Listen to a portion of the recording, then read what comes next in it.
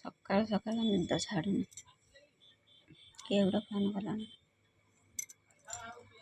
Hello Babuli, ତୁ ବେମାରିଆ ସକାଳୁଟାରେ କ'ଣ କିବେ phone କରୁଛୁ? ଶୋଇକି ଉଠିନେ ତୁ ଫୋନ୍ କଲୁନି? କ'ଣ କାଣ୍ଡ କରିଛୁ? ଫୁଲ ତୋଳୁଥିଲା ଟେକି ନେଲୁ ଘରକୁ? କାହାକୁ? ତୋ ପ୍ରେମିକାକୁ? ବେମାରିଆ ତ ମାଇପ କେଉଁଠି ଥିଲା କି ତୁ ଜାଣିପାରିଲୁନି ତାକୁ ଟେକି ନେଲୁ? ତୋ ସ୍ତ୍ରୀକି ରାତିରେ ମନଉଥିଲୁ ମାନିଲା ନା? ସକାଳୁ ସେ ପାଇଖାନା ପଳେଇଥିଲା। ଆଉ ସେ ତ ପ୍ରେମିକା କେଉଁଠି ଥିଲା କି? ଫୁଲ ଦେଉଥିଲା ତମର ଦୁଆର ମୋର ଯେଉଁ ଫୁଲ ଗଛ। ତୁ ଭାବିଲୁ କ'ଣ ତୋ ସ୍ତ୍ରୀ ଠିଆ ହେଇଛି ସେଇଆକୁ ଟେକିକି ନେବୁ ବୋଲି ଭାବିଲୁ? ତୋ ସ୍ତ୍ରୀ ଭାବିକି ତାକୁ ଟେକିକି ଘରକୁ ନେଇଗଲୁ। ଦେଖିଲା ବେଳକୁ ତୋ ସ୍ତ୍ରୀ ପାଇଖାନା ଯାଇଥିଲା, ବାହାରିକି ଆସିକି କ'ଣ କହିଲା? ଗାଳି ଦେଲା ତାକୁ। ଆଉ ତୋତେ ମାରିଛି ନା? ଛାଞ୍ଚୁଣିରେ ପାର ଖାଇଛୁ? ଭଲ ହେଇଛି। ବେମାରିଆ ତୋର କ'ଣ ପାଣି ଉଠୁଥିଲା ଭୋରୁ ଭୋରଟାରେ? ତୁ ଜାଣିପାରୁନୁ ସ୍ତ୍ରୀ କିଏ ପ୍ରେମିକା କିଏ?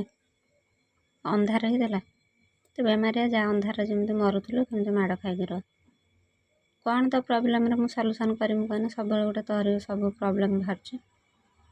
ତୁ ଆଗେ ଯାଆନି, ସେ ତୋ ପ୍ରେମିକା ତ ମାଡ଼ ଖାଇଥିବ ତା ସ୍ୱାମୀଠୁ, ବହୁତ ମାଡ଼ ଖାଇଲା। ତୁ ତାକୁ ଅଟକେଇଲୁନୁ?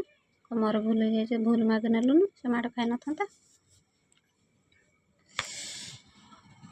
ଭୁଲ ମାଗିଲେ ବି ସେ ମାଡ଼ ଖାଉଛି। ଆଉ ତୁ ଭଲ କାମ କରିକି ତାକୁ ମାଡ଼ ଖାଉଛୁ, ପିଟା ଦେଉଛୁ। ଆଉ ତୁ ବେମାରିଆ ମୋଠୁ ବି ଖାଇବୁ ମାଡ଼, ମୋ ରାଗ ଚିଡ଼ୁଛି। ତୁ ଯା, ସେ ତ ମାଡ଼ ଖାଇଲାଣି। ତୁ ଆଗେ ତୋ ଘର ତୋ ସ୍ତ୍ରୀକି ସମ୍ଭାଳ। ସେ ତ ବୁଝୁନି। ବୁଝେଇନ ତୁ କହୁନୁ ତୋତେ ଭାବିକି ମୁଁ ତାକୁ ଟେକି ଆଣିଛି। ମୁଁ ଜାଣିନି ହେଉଛି ତୁ ଝାଡ଼ା ଯାଇଛି ବୋଲି। ମୁଁ ଭାବିନି ତୁ ଫୁଲ ତୋଳୁଛୁ, ତୋତେ ଟେକିଛି। ଏଇଆ କହ।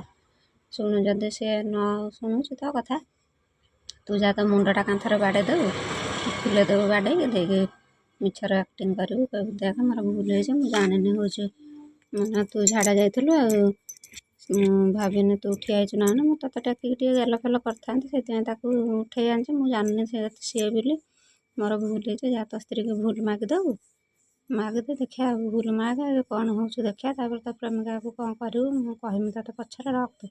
ସକାଳୁ ଭୋରୁ ବେମାରିଆ କାଣ୍ଡ କରିକି ଏଠି ମୋତେ ଫୋନ୍ କରୁଛୁ। ରଖ।